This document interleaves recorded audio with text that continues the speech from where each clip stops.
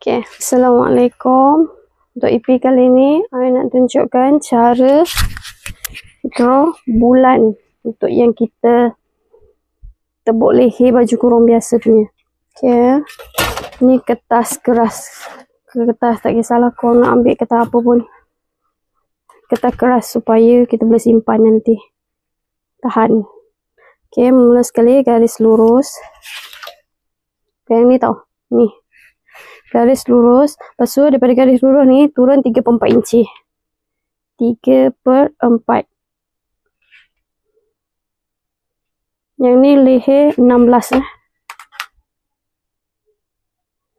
3/4. Okey, dah dapat sini Oh, daripada atas turun 3/4. Daripada sini ke sini keliling leher bahagi 6. Okey, 16 bahagi 6 dapat 2. Dapat 2,5, 1 calit lebih.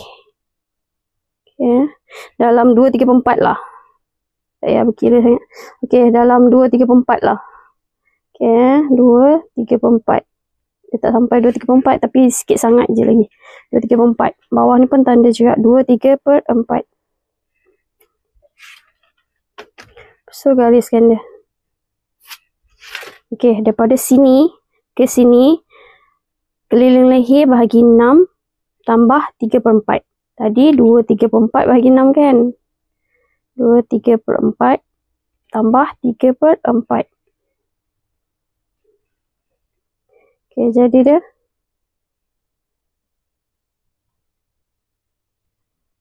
Dua 3/4 tambah 3,5. Kan? 2/3/4 tambah 3/4. Jadi 3,5. Macam mana boleh turun lagi? Okey, 3,5. Itu garis. Okey, dah ada petak dia kan? Macam tu kan? Okey, ni dah ada petak dia. Yang ni kita draw tangan. Okey, ni turunlah sikit bawah ni.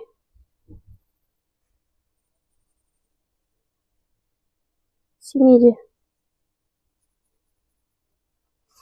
Okey, lepas tu sini sikit.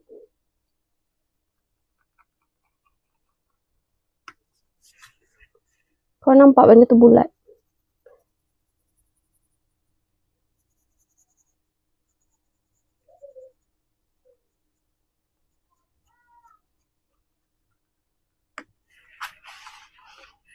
Dah, lepas tu ukur. Dapat tak sekeliling dia? 16.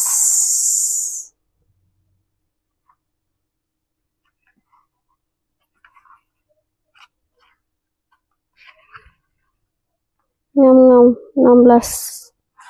Lebih sikit je. Okey. Okey, ni adalah garis bahu. Nanti kita nak letak bulan ni dekat bahagian leher, kita nak potong nanti. Yang ni adalah garis bahu. Okey. Dah siap untuk leher. Terima kasih.